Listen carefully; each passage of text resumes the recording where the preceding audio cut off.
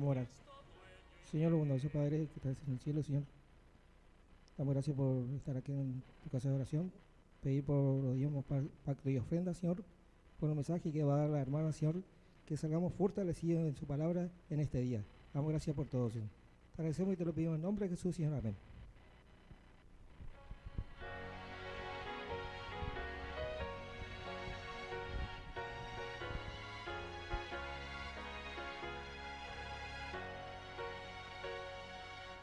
Suenen las palabras del buen Salvador, o traedme el diezmo al granero. Aclamad a Cristo, dueño y creador, dadle lo mejor primero. O traedme el diezmo al granero, probadme hoy, dice Jehová, quien sobre tierras y dinero bendiciones abundantes pondrá. Cristo nuevamente vuelve a decir, con el diezmo y liberal ofrenda, muchos el mensaje hoy podrán oír y hallarán la santa senda. O traedme el diezmo al granero, probadme hoy, dice Jehová, quien sobre tierras y dinero bendiciones abundantes pondrá.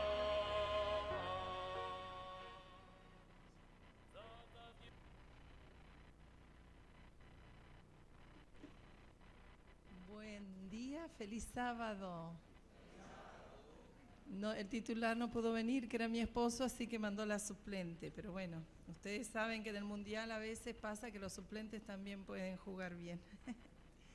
Bueno, el Espíritu de Dios es el que capacita, así que en base a eso, y recordando que aún el burro de Balaam dio un mensaje, sabemos que el mérito está en quien da el mensaje, que es el Espíritu de Dios y Dios mismo, no en el instrumento.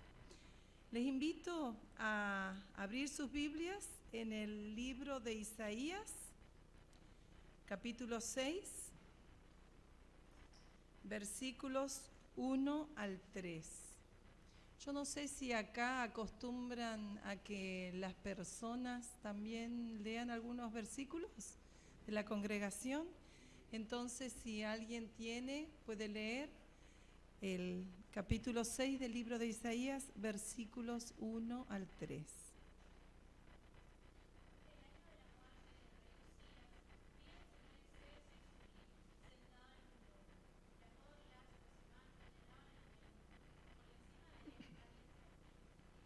De los cuales tenía 6 alas, con 2 de ellas se cubrían el rostro, con 2 se cubrían los pies, y con 2 volaban, y se decían uno al otro, Santo, Santo, Santo es el Señor Todopoderoso, toda la tierra está llena de su gloria.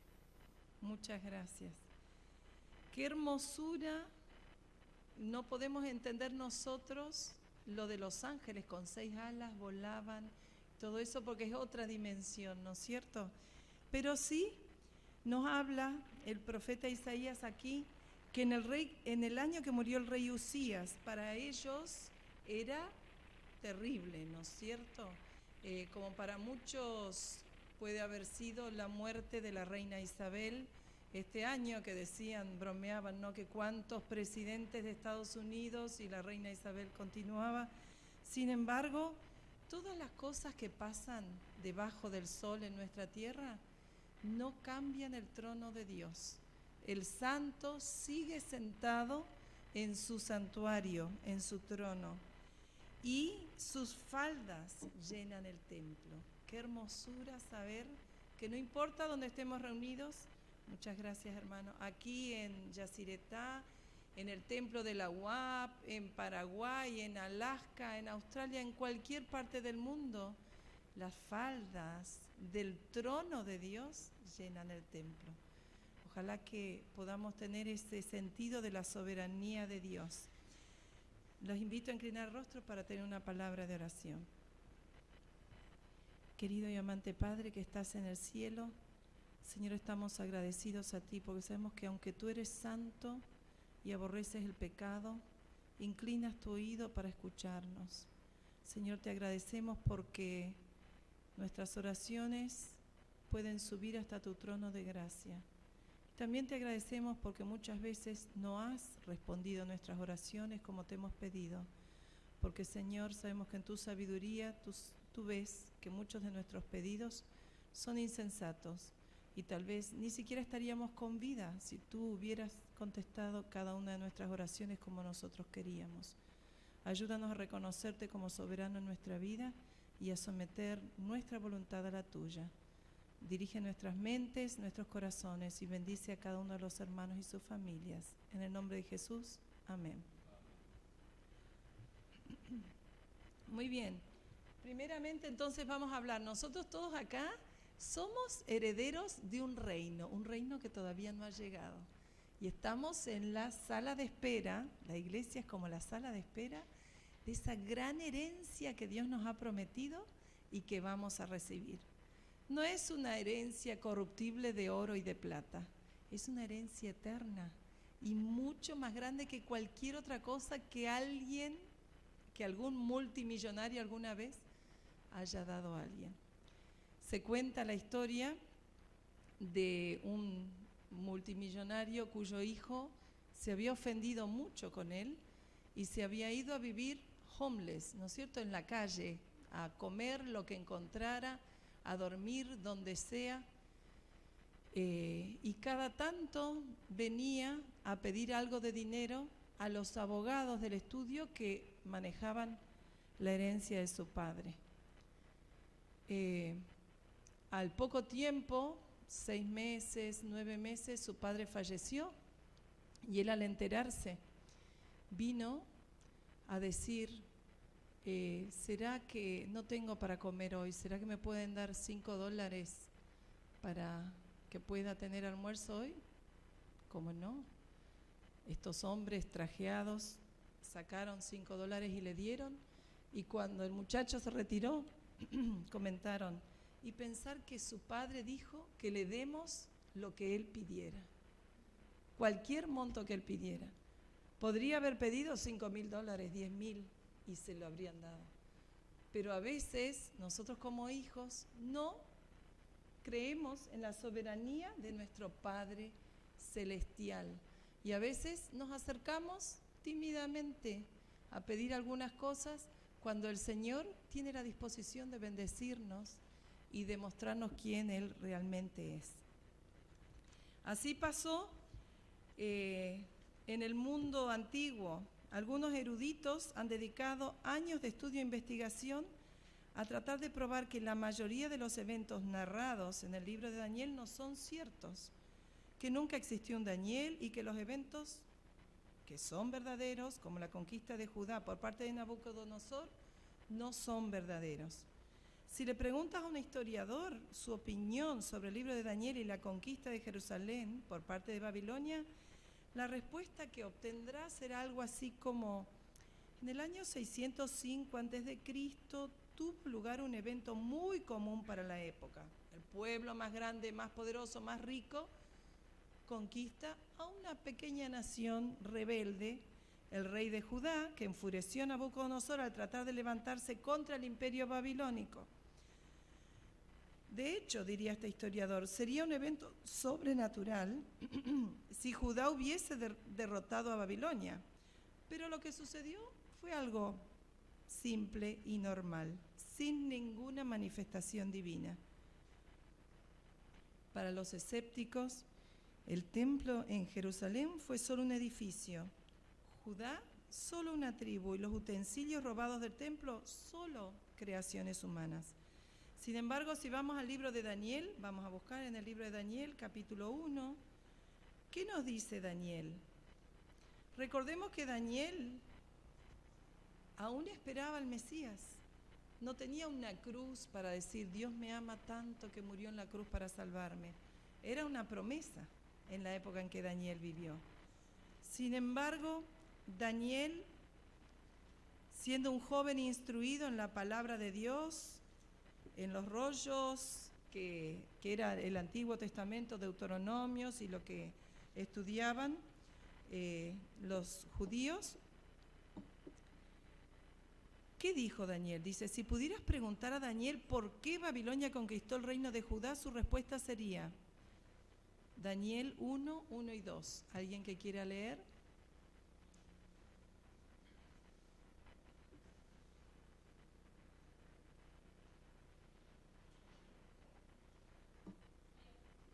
Sí.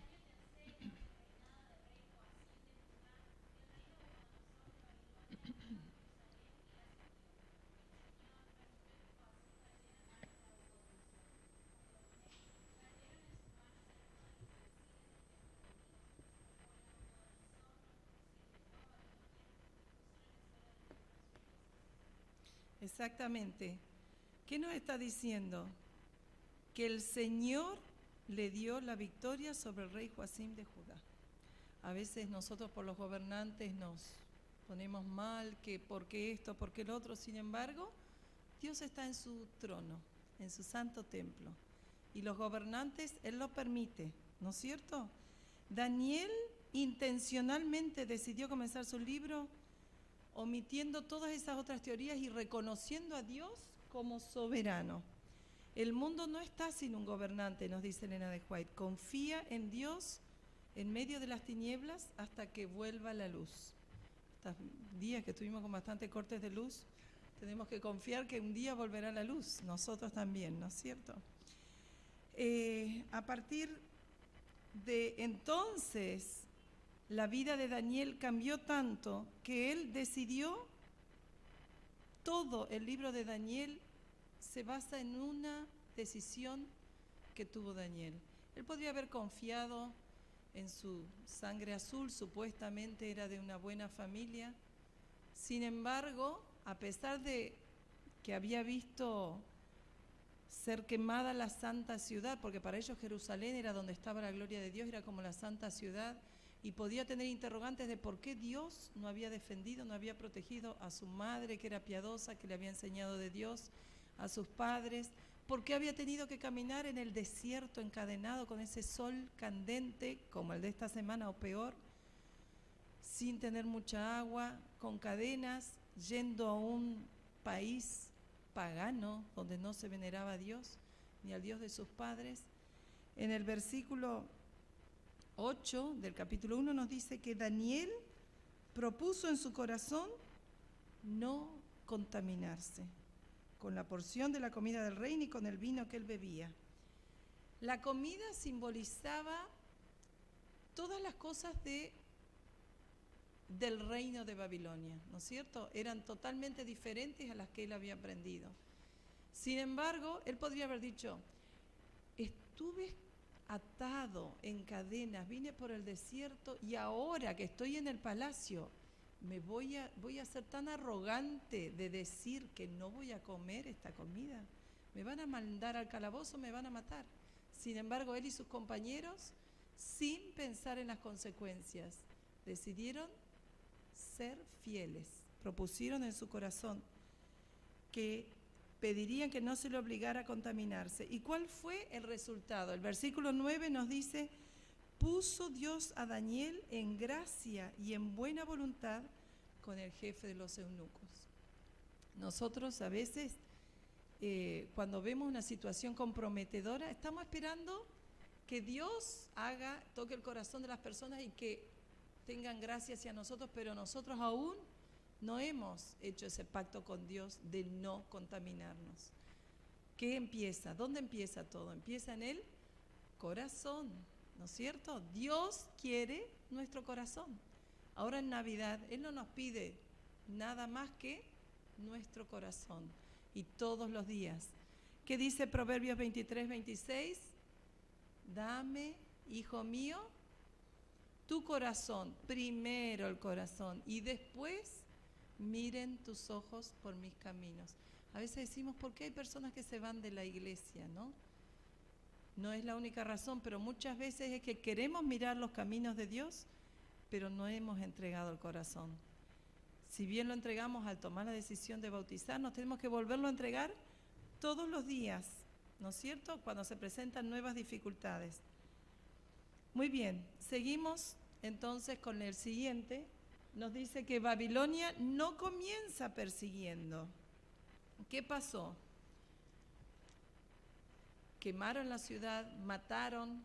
Daniel podría haberse quedado, seguramente en su corazón tenía duelo y tristeza por sus padres, por lo que había ocurrido, ¿no es cierto? Sin embargo, se puso en acción y el rey Nabucodonosor, no obligó a los jóvenes hebreos a que renunciasen a su fe.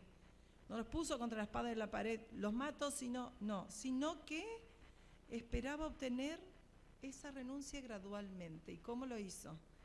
Cambiándoles la identidad, los nombres, porque cada uno de sus nombres tenía un significado, ¿no es cierto? Sin embargo, Daniel, a pesar del cambio de identidad que hicieron, él al proponer en su corazón ser fiel dice que fue, como dice Dwight Moody, los hombres que mueven el mundo son los que no se dejan mover por el mundo. Pensemos cada uno de nosotros en las situaciones que tenemos que enfrentar cada día. ¿Será que agachamos la cabeza y decimos, bueno, no tengo que ser tan chocante, es un mal testimonio, voy a hacer como si, total, Dios en mi corazón sabe que yo quiero serle fiel?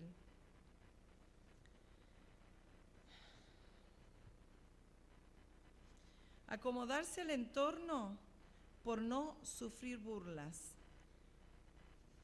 ¿Será que esa es nuestra situación? Dice, ¿cómo se las arregló Daniel para encontrar esperanza en medio del caos? ¿Cómo pudo ser fiel a Dios bajo estas circunstancias? Creo que la respuesta es esta. Daniel tenía total seguridad en la soberanía de Dios.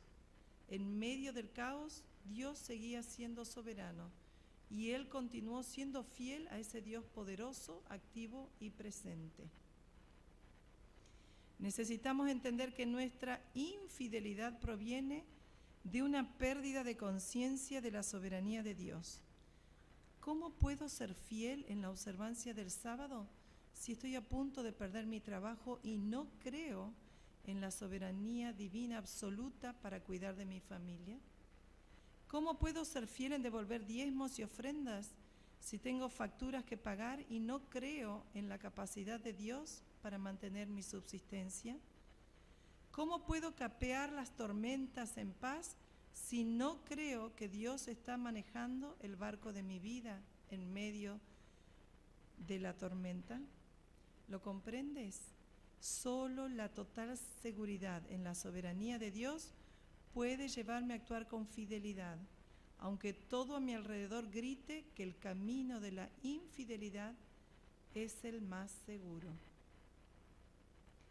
En tiempos de infidelidad y lucha debemos estar seguros de que el Dios Todopoderoso es soberano sobre la historia humana.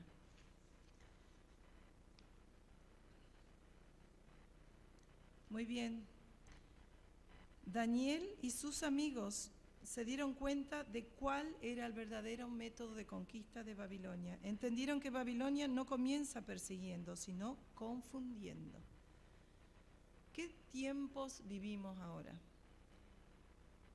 Nosotros con la pandemia, ¿se acuerdan? Con barbijo, sin barbijo, no barbijo acá, no barbijo allá, no salir, vacunarse sí o sí, si no, no se va a poder viajar. Recuerdo que al poco tiempo mi hija había viajado a Estados Unidos, ella había viajado en enero, estaba allá y decía, ay mamá, no sé por qué acá los americanos hacen tanto lío, ahora no quieren que se salga sin barbijo y todo eso, pero fue una cuestión de, eso fue en marzo, una semana antes de que a nosotros también nos encerraran acá. Y mi marido tenía que ir a retirar su lente de la óptica y no sé qué papel le faltaba, qué papel había que tener para circular, la verdad que no me acuerdo, Iba en colectivo y le hicieron bajar. Estaban creo que eran los de gendarmería o algo así, le hicieron bajar, no pudo retirar su lente de la óptica. O sea, las cosas habían cambiado a tal punto que algo sencillo, como buscar el anteojo para leer, no se podía hacer. Lo mismo pasó con mi hijo que estaba en Oberá, todos se habían ido y él alquilando su departamento a una cuadra de la universidad, de la facultad donde estudia ingeniería, y no podía circular, salió a comer, a buscar algo para comprar en Doña Laura, la roticería donde siempre compra, y lo detuvieron 3 o 4 gendarmes, le dijeron no podés salir hasta ahora, no podés no sé qué. Volvió, entonces dijo, mamá, tengo que volver a casa. ¿Cómo te traemos? Veremos. Bueno, porque tampoco se podía circular. Finalmente, por un amigo conseguimos a alguien de salud que lo trajo, nos cobró un monto no excesivo, y fue uno de los días más felices de mi vida en la pandemia, ver entrar a mi hijo. Me acuerdo que fue el 17 de marzo comenzó, bueno, fue en marzo. Pero, ¿no es Babilonia acaso donde estamos viviendo nosotros antes? Estamos en Babilonia, en la confusión, no solo por la pandemia, sino que también el enemigo quiere ir cambiando nuestra mente. El gran deseo del enemigo es convertirnos en adventistas culturales. ¿Alguna vez has oído hablar de este término? Un adventista cultural es alguien que, cuando completa una encuesta que le pregunta, ¿es usted parte de alguna confesión religiosa?, escribe adventista del séptimo día. Cuando en una conversación informal alguien le pregunta si pertenece a alguna iglesia, él responde, sí, soy parte de la iglesia adventista. Socialmente es adventista, pero ya no guarda el sábado, cree en la evolución de las especies, cree que la identidad sexual es una cuestión de elección personal, no apoya, sino que ataca la organización de la iglesia. En definitiva, se deja llevar por completo por la cultura y los valores de la época en que vive.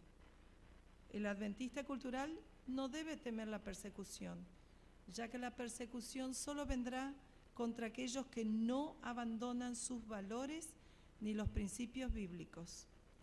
Necesitamos prepararnos hoy para el verdadero ataque de Babilonia, que es la relativización de principios, la inmersión en pensamientos y valores mundanos. Nosotros decimos, bueno, no es mi deseo ponerles miedo con la persecución, estamos en la persecución de la relativización del pensamiento. Tristemente, ya ha comenzado el acomodarnos a este mundo y si bien queremos ir al cielo, a veces no estamos con todas nuestras fuerzas luchando para realmente ser una luz y llegar al cielo. En la pandemia también muchos estudiantes tuvieron problemas con eso de las clases online. Algunos mejor, con mi cafecito, mi matecito, en pijama, tomo la clase, listo, no tengo que salir. Otros se sentían solos. ¿Y qué pasó con las pruebas? Con los test. Algunos en la universidad tuvieron problemas con eso. Yo conocí a un muchacho que no quería copiar, no quería, todos sus compañeros tenían a alguien en una prueba que les dictaba las respuestas. Y ellos él se negaba a copiar. No había rebotado nunca en ningún final, pero a partir de esa prueba tuvo que rendir una vez, no pasó, otra vez no pasó, otra vez no pasó, y ya le estaba afectando anímicamente, ya estaba quedándose molesto. La madre me dijo que hasta le quería decir, pero cuando te recibas vas a googlear las respuestas, vas a buscar en YouTube, ¿no? Pero él decía, no, quiero ser honesto. Como fue Daniel, como fue José, no quiero copiar, no quiero tener a alguien que me sople. El tema era que había que sacarse un 100% en esa prueba. No era que podían tener un margen de falta. Y todos sus compañeros ya lo habían pasado copiando. Ellos ponían las computadoras, si bien el profesor le veía, atrás en la misma pieza había uno que le iba buscando y les pasaba las respuestas. última vez que podía rendir esa, era la cuarta vez, entró a las 3:30 de la tarde del día jueves, la parte teórica y la parte práctica iba a ser el viernes. A las 11 de la noche la familia todavía no había recibido ninguna respuesta. Pensaron, bueno, nuevamente no pasó, ¿qué vamos a hacer? Bueno, le vamos a decir que rinda las otras más fáciles y que deje esta para después. A las 11:30 de la noche recibieron un mensaje que decía, gracias a Dios, aprobé con un 8, sacó 100% sin copiar, en el presencial con el profesor, y aprobó la otra que era la práctica. Qué importante que es que nos mantengamos fieles a Dios. A pesar de las pruebas, como Daniel y como José, podemos mantenernos fieles a Dios.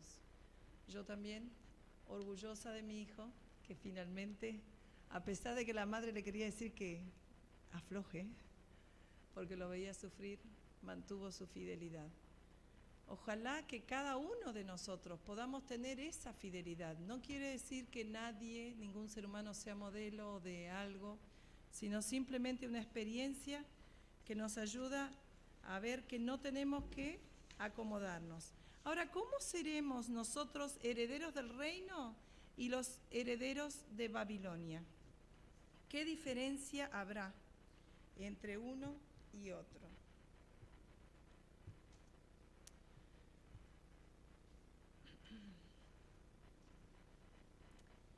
Dice, deja de impresionar a las personas con tu atuendo e impresiónalas con tu vida. Daniel vivió en Babilonia, pero no para Babilonia. Hay una gran diferencia, aunque es una pequeña palabra, ¿no? ¿Será que nosotros estamos viviendo en este mundo como Jesús dijo, no pido que los quites del mundo, sino que los guardes del mal? ¿Será que no vivimos para Babilonia o estamos tratando de impresionar y no hay diferencia entre quienes no siguen a Dios y nosotros que somos herederos del reino celestial? Vivimos en la era de la apariencia, aparentar que está todo bien, aparentar que cuando en realidad muchas veces eso no es así. Nosotros, como herederos del reino celestial, tenemos que aprender a descubrir la diferencia. ¿Será que conocemos a Dios lo suficiente como para llamarlo el Dios mío, el Dios de mis padres? ¿Atribuimos nuestra sabiduría y nuestro poder a la obra de Dios? ¿Será que Dios contesta nuestras oraciones? Quisiera compartir con ustedes una experiencia que nos relata aquí en este libro el pastor Andrés Portes. Nos dice, Olga Tavares vivía en Santiago, Chile, posiblemente vive allí todavía y se resistía al Evangelio. Cuando la invitaron a venir a la iglesia, presentó muchas excusas y hubo casi que obligarla para que viniera a la iglesia, pero vino. La primera noche se sentó a la izquierda en uno de los asientos al final de la iglesia de Betel de Sión, y no tenía ningún interés en lo que se hablaba. La siguiente noche estaba tan interesada que se sentó en el segundo banco con una radiograbadora en la mano. Final de la historia. Se bautizó ella, Olga Tavares, junto con su niña. Una noche vino su mamá a preguntar qué era lo que le hacían en la iglesia a la gente. Ustedes saben, dice el pastor Andrés Porte, que en República Dominicana y Haití, de donde él es, hay muchos asuntos de hechicería y brujería. Se usa mucho la expresión hacerle un trabajo. La señora vino esa noche y cuando estaba saliendo me preguntó, ¿qué le hacen a la gente aquí que los cambian? Les hacen algún trabajo, ¿verdad? Claro que le hacemos un trabajo. Si se descuida, se lo hacemos a usted también, dijo él. ¿Cómo va a ser? ¿Sí? No entiendo el asunto de la hija mía, dijo. Explíquese, le dije. Esta muchacha tenía un carácter del diablo. Era una casa espantosa. Desde que vino aquí ha cambiado, ya no pelea. Viene aquí con una radio, antes de acostarse otra vez, escucha ese sermón, se arrodilla y ora. Lee la Biblia, se acuesta tranquila. Se levanta temprano en la mañana y oye otro sermón. Se baña, se arregla, se va para su trabajo. Llega sin pelear y yo digo, ¿qué le han hecho a esta muchacha? Así que yo vine a ver qué es lo que está pasando. Le dije, bueno, quédese para hacerle el trabajo a usted también. ¿Qué es lo que le hacen? Mire, amiga mía, el espíritu agarra aquí la gente, la cambia y la transforma. ¿Será que nuestro carácter, lo que ven en nosotros los demás, habla de que somos hijos del reino? Porque a veces hablamos, predicamos, damos estudios, pero ¿será que nuestras acciones, nuestros hechos hablan de que somos realmente hijos del reino? ¿Cuáles son las características? Otra historia. En 1857, el entonces abogado Abraham Lincoln estaba trabajando en un caso de patente. Fue agregado al equipo de abogados de un hombre llamado Edwin Stanton. Por alguna razón, el señor Stanton no le agradaba la compañía de Lincoln y pidió que lo retiraran del equipo de inmediato. Además, comenzó a llamar a Lincoln una criatura extraña con brazos largos y un tonto. Si alguien te llamara tonto, ¿te gustaría trabajar con él? Probablemente no. Pero cuando Lincoln se convirtió en presidente de los Estados Unidos, nombró a Stanton como su secretario de guerra. Durante este tiempo, un congresista solicitó al presidente que determinara que los soldados de los estados del este y del oeste se mezclaran dentro de los grupos del ejército. El presidente pensó que eso promovería un espíritu de unidad nacional y escribió una nota al secretario de guerra, sugiriendo esta combinación de soldados en las tropas. Edwin Stanton se negó a cumplir la orden. Pero tenemos la orden del presidente, dijo el congresista. ¿El presidente Lincoln dio esa orden?, preguntó el secretario. Así es, señor. Entonces es un idiota, fue la respuesta. Al regresar a la mansión ejecutiva, el congresista informó al presidente de lo sucedido. ¿Stanton dijo que soy un idiota?, preguntó el presidente Lincoln. Efectivamente, señor. ¿Quién tenía más autoridad? ¿El presidente o el secretario de guerra? ¿Qué podría haber hecho Lincoln? ¿Qué habríamos hecho nosotros si nos llamaban idiotas siendo presidente del país? Si Stanton dice que soy un idiota, concluyó pensativo el presidente, entonces debo serlo. Casi siempre tiene razón. Lincoln fue a la oficina de su secretario de guerra y después de discutir el asunto se dio cuenta de que la opinión del secretario era realmente la mejor. Esta pequeña historia muestra la belleza de la verdadera humildad. La humildad no siente la necesidad de defender su orgullo luchando contra los que tienen una mala opinión de nosotros.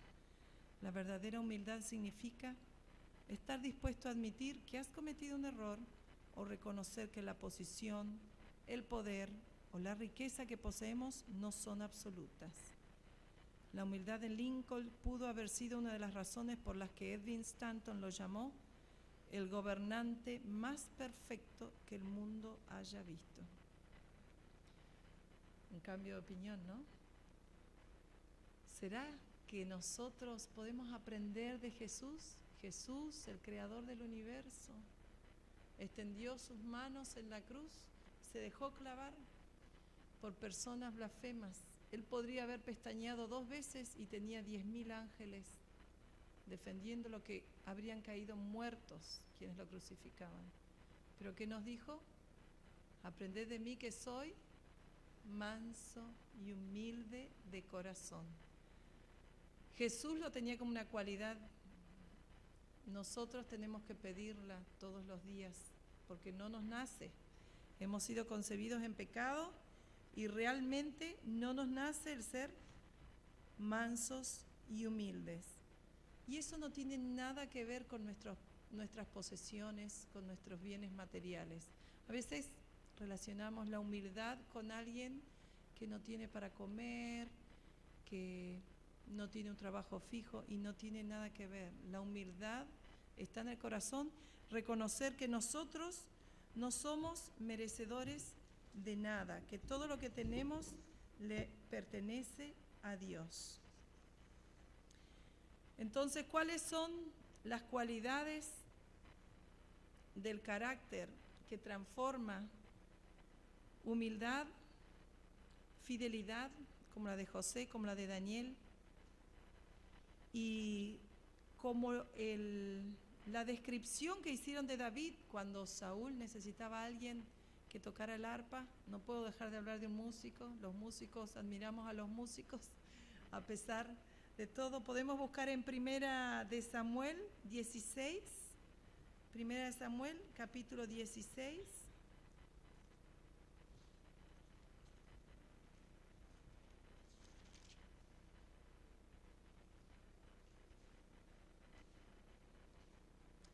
Versículos 17 y 18. ¿Qué cualidades? ¿Cómo describieron a David?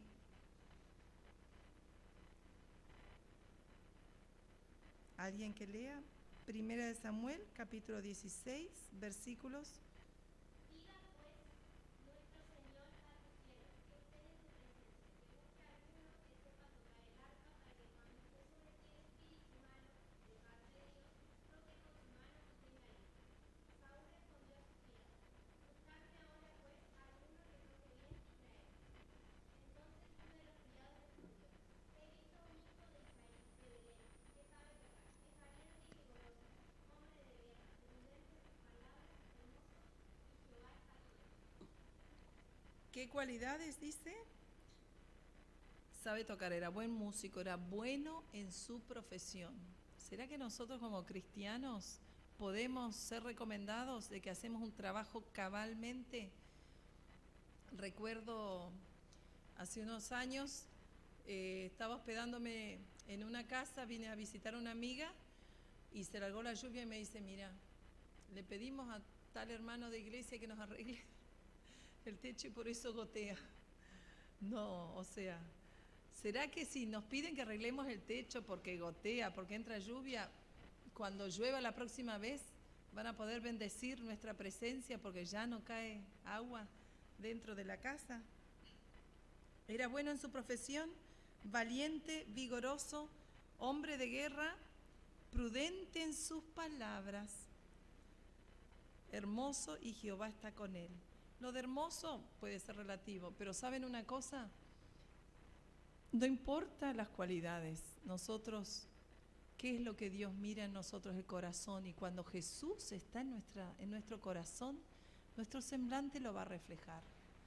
Dice Elena de White en el evento de los últimos días que en el tiempo del fin, quienes no hayan aceptado a Jesús como su Salvador van a tener celos de la luz resplandeciente del rostro de los hijos de Dios, la hermosura de la presencia de Jehová. ¿Se acuerdan cuando Moisés estuvo en el monte? Estuvo 40 días y dice que cuando volvió le decían: cúbrete el rostro, no te podemos mirar, por la luz de haber estado en la presencia de Jehová. ¿Será que nosotros todos los días podemos tomar tiempo a la madrugada, estar con Dios? No por nuestra apariencia para tener la luz celestial, sino para tener la paz que viene de Dios, para tener la prudencia en las palabras que tenía David y para aprender a hacer nuestro trabajo cabalmente. Muy bien. Podría hablar un poquito más, pero ya el tiempo se está yendo. Así que lo que puedo decir, y lo digo también por buscarlo en mi propia vida, es que lo más importante es siempre buscar hacer la voluntad de Dios. Que nuestro carácter sea cada día más parecido al de Jesús, porque dice en Juan 14, 1 al 3, no estén tristes, no se turben, Vuestro corazón, ¿cómo tiene que estar nuestro corazón siempre? Alegre, no depende de las circunstancias. ¿De qué depende? De la presencia de Dios en nuestra vida, ¿no es cierto? No depende de nuestros dones, de si sé tocar, cantar, si soy una buena jugadora al vóley. ¿De qué depende? Nuestros dones, Dios no nos va a llevar al cielo por lo que sabemos hacer, sino nuestra actitud mansa, humilde, sin orgullo y buscando hacer la voluntad de Dios para que nuestro carácter sea la mejor predicación para traer otras almas a Jesús. Y finalmente, no olvidemos que la impresionante estatua que Nabucodonosor, como él quería que su reino sea eterno, la hizo toda de oro, tenía solamente la cabeza de oro y los pies de barro. Todo eso deslumbrante que nosotros vemos en este mundo, fiestas y cosas que pueden hacernos dejar nuestros principios, nuestra fidelidad a Dios, están apoyados en vasos de barro. Este es un mundo que no tiene ya más solución. Cristo, pero nosotros con Cristo vamos a ir a otro mundo, porque el mundo está apoyado, aunque veamos la cabeza de oro, está apoyado en pies de barro. Hay un montón de teorías, ¿no? Que escuchamos. Yo personalmente les voy a dar un consejito.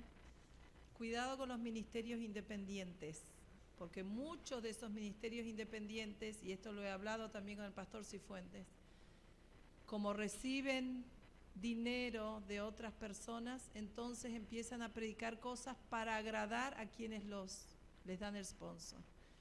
Cuidado con los ministerios independientes porque pueden hablar parecido, pero a veces confunden como Babilonia.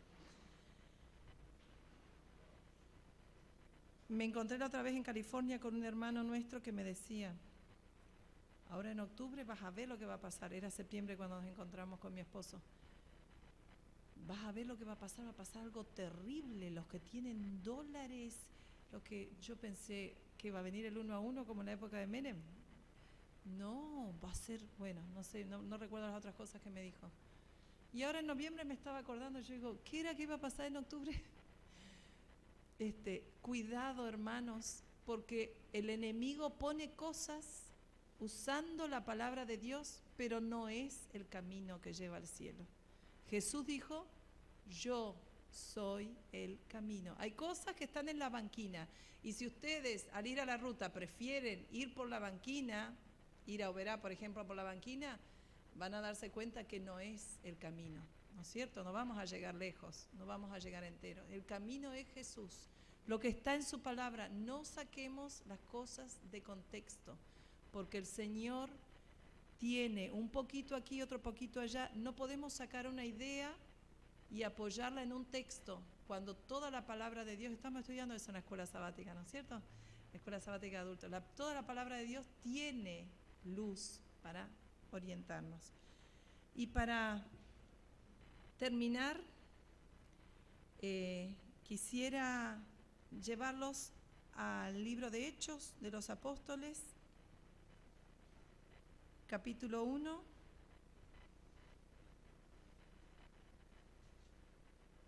versículo 4. Jesús comienza diciendo, estando juntos, les ordenó. Juntos los hermanos, juntos Dios les ordenó, no salgáis de Jerusalén, sino esperad la promesa del Padre, la cual oísteis de mí, porque Juan ciertamente bautizó con agua, pero vosotros seréis bautizados con el Espíritu Santo dentro de no muchos días. Entonces los que se habían reunido le preguntaron diciendo, Señor, ¿restaurarás el reino de Israel en este tiempo? ¿Cómo estaban? Estaban ansiosos, ¿no es cierto? Querían saber ya qué va a pasar, qué va a pasar. Ese mismo espíritu nos pasa a nosotros. A veces queremos saber cuándo se va a dar la ley dominical, cuándo va a pasar esto, cuándo va a pasar lo otro. ¿Y qué les dijo Jesús? ¿Qué les respondió? Versículo 7. No os toca a vosotros saber los tiempos o las ocasiones que el Padre puso en su sola potestad. No es tu trabajo manejar los tiempos, que si viene dentro de un año, que si viene dentro de 10 años, que si la ley dominical, que si este papa, que si el otro papa. No es tu tarea esa. ¿Cuál es tu tarea? ¿Cuál es mi tarea? ¿Cuál es nuestra tarea? Recibiréis poder cuando haya venido sobre vosotros el Espíritu Santo y me seréis testigos en Jerusalén, en toda Judea, en Samaria y hasta lo último de la tierra. ¿Cuál es nuestra tarea? Vivir lo que creemos, predicar, vivir como hijos del reino que se viene, herederos del reino celestial. ¿No es cierto? Lo último que dijo Jesús cuando pisó esta tierra, ¿qué fue? Id y predicad hasta lo último de la tierra. Si nosotros estuviéramos ahí, imaginémonos con Jesús delante nuestro y de pronto vemos que comienza a levantarse. Habiendo dicho estas cosas, viéndolo ellos, fue alzado y lo recibió una nube que lo ocultó de sus ojos. Y estando ellos con los ojos puestos, ¿dónde? En el cielo. Entre tanto que él se iba, se pusieron junto a ellos dos varones con vestiduras blancas, los cuales le dijeron: Galileos, ¿por qué estáis mirando al cielo? Este mismo Jesús que ha sido tomado de vosotros al cielo, así vendrá como lo habéis visto ir al cielo. Hermanos, aunque parezca que pasa mucho tiempo, sin embargo, dice que vendrá como ladrón en la noche. ¿Cómo es eso? Si dice que todo ojo le verá. Vendrá como ladrón en la noche porque el tiempo de gracia se terminará cuando menos nosotros nos imaginamos. Hoy es el día de salvación. Hoy es el día de hacer las paces con Dios, confesar nuestros pecados, arrepentirnos, porque si bien cuando Él venga todo ojo le verá, el tiempo de gracia se va a terminar sin ningún anuncio. No va a haber un cartel que diga: miren, queda una semana, arreglen sus cuentitas, porque ya pronto el que es justo sea justo, el que es inmundo sea inmundo todavía. Y el reino que se viene es aquel donde queremos estar. Lo último entonces que leemos en Apocalipsis 21 nos dice: entonces vi un cielo nuevo y una tierra nueva. El primer cielo y la primera tierra habían pasado y el mar ya no existía más. Y yo, Juan, vi la santa ciudad, la nueva Jerusalén, descender del cielo de parte de Dios, ataviada como una esposa hermoseada para su esposo. Y oí una gran voz del cielo que decía: el tabernáculo de Dios está ahora con los hombres. Él morará con ellos y ellos serán su pueblo. Dios mismo estará con ellos como su Dios. Enjugará Dios toda lágrima de los ojos de ellos, y ya no habrá más muerte, ni habrá más llanto, ni clamor, ni dolor, porque las primeras cosas ya pasaron. Hermosa promesa. Hace 2 años, el día de Navidad, enterramos a mi papá, que falleció de COVID. El sábado 21 de octubre lo internaron y nunca más salió. Salió de terapia porque venció el COVID, pero ustedes saben que esos virus intrahospitalarios entraron a los pulmones y fueron los que se lo llevaron. Sin embargo, tuve la gracia de poder estar con él.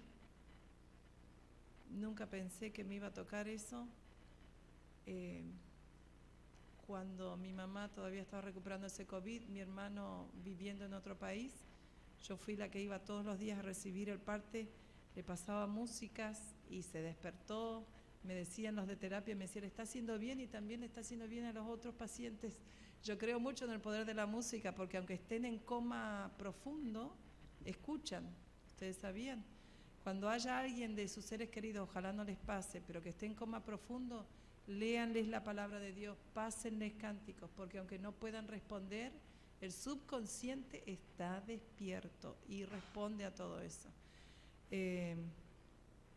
Así que estos versículos, esta promesa bienaventurada, nos sostuvo y hizo que no hubiera esa desesperación que muchas veces podemos tener, ¿no es cierto? Les recomiendo este libro que nos entregaron en el encuentro de matrimonios. Algunos lo tienen. Tiene muy lindas experiencias de una fe viva que nos ayuda a continuar en este camino. Y para terminar, entonces, quisiera leer esto que dice: en los días del terrible imperio romano, para animarlos a tomar una decisión de fidelidad a Dios, el emperador Decio, que había lanzado una feroz persecución contra los cristianos, escuchó la noticia de que sus gladiadores, 40 en total, habían aceptado la fe cristiana.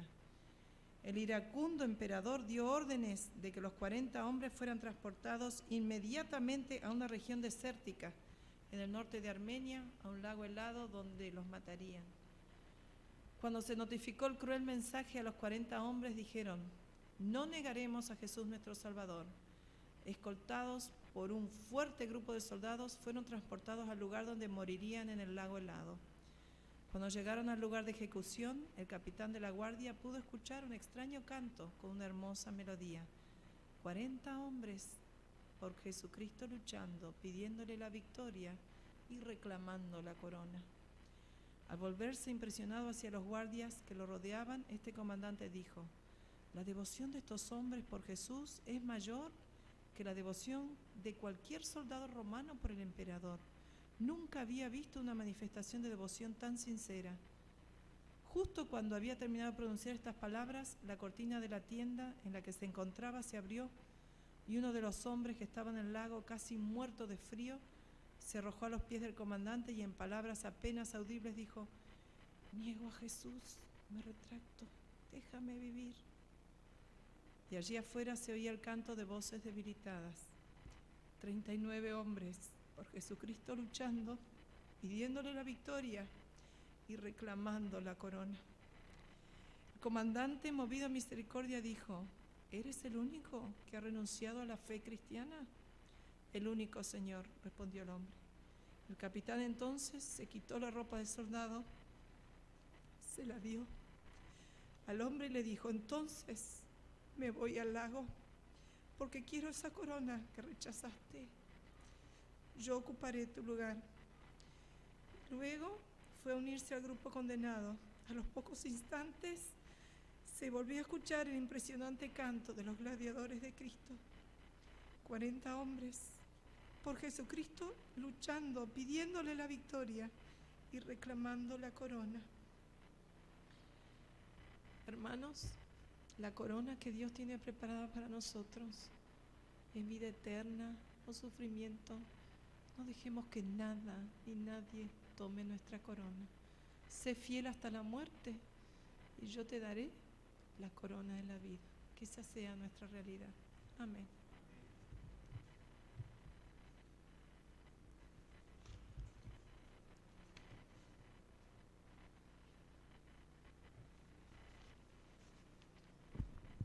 Para cerrar este mensaje vamos a escuchar el himno 341 y damos por finalizado.